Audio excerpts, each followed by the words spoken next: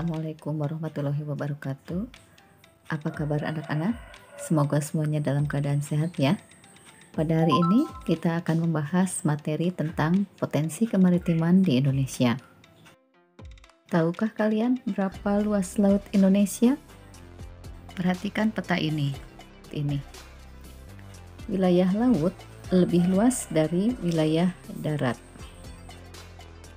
Luas laut Indonesia mencapai 2/3 dari seluruh wilayah Indonesia, yaitu 5,8 juta kilometer persegi.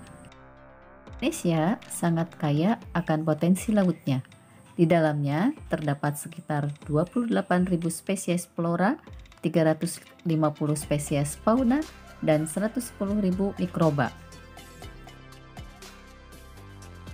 Sumber daya laut bukan hanya ikan, tetapi juga bahan seperti minyak bumi, nikel, emas, bauksit, biji besi, dan lain-lain yang berada di bawah permukaan laut. Potensi sumber daya laut yang dibahas pada potensi kemaritiman adalah sumber daya perikanan, mangrove, dan terumbu karang.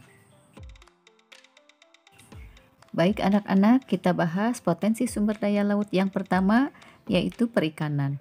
Sumber daya perikanan laut merupakan salah satu potensi sumber daya laut di Indonesia yang sejak dulu telah dimanfaatkan penduduk. Laut Indonesia memiliki angka potensi lestari yang besar, yaitu 6,4 juta ton per tahun. Apa yang dimaksud dengan potensi lestari? Potensi lestari adalah potensi penangkapan ikan yang masih memungkinkan bagi ikan untuk melakukan regenerasi hingga jumlah ikan yang ditangkap tidak mengurangi populasi ikan.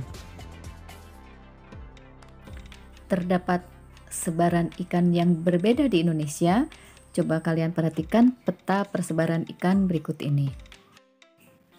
Di Indonesia bagian barat dengan kedalaman laut 75 meter, jenis ikan yang ditemukan adalah ikan pelagis kecil. Contohnya ikan layang, ikan teri, dan kembung. Sedangkan di Indonesia bagian timur dengan rata-rata kedalaman laut 4.000 meter, banyak ditemukan ikan pelagis besar. Contohnya adalah ikan tuna, ikan cakalang, dan ikan tongkol. Ikan pelagis merupakan kelompok ikan yang berada di lapisan permukaan air, memiliki ciri utama yaitu beraktivitas secara bergerombol dan melakukan migrasi. Selain di lautan, penduduk Indonesia juga banyak melakukan budidaya ikan di daerah pesisir. Di pantai utara Pulau Jawa, masyarakat mengembangkan budidaya ikan bandeng dan udang.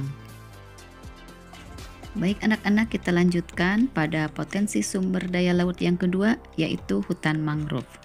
Hutan mangrove atau hutan bakau adalah tipe hutan yang berada di daerah pasang surut air laut. Saat air pasang, hutan mangrove digenangi oleh air laut, sedangkan pada saat air surut, hutan mangrove bebas dari genangan air laut. Fungsi hutan mangrove ada dua, yaitu fungsi ekologis dan fungsi ekonomis. Fungsi ekologis yaitu sebagai habitat tempat hidup binatang laut untuk berlindung, mencari makan, dan berkembang biak, serta untuk melindungi pantai dari abrasi laut. Sedangkan fungsi ekonomis hutan mangrove berupa nilai ekonomi dari kayu, pepohonan, dan makhluk hidup yang ada di dalamnya. Hutan mangrove tersebar di pesisir sebelah barat Pulau Sumatera, pantai utara Pulau Jawa, pesisir Pulau Kalimantan, pesisir Pulau Sulawesi, pesisir selatan Papua, dan pulau-pulau kecil lainnya. Luas hutan mangrove di Indonesia mencapai sekitar 3 juta hektar, tersebar di sepanjang 95.000 km pesisir Indonesia. Ayo anak-anak, kita lanjutkan kepada potensi sumber daya laut yang ketiga, yaitu terumbu karang.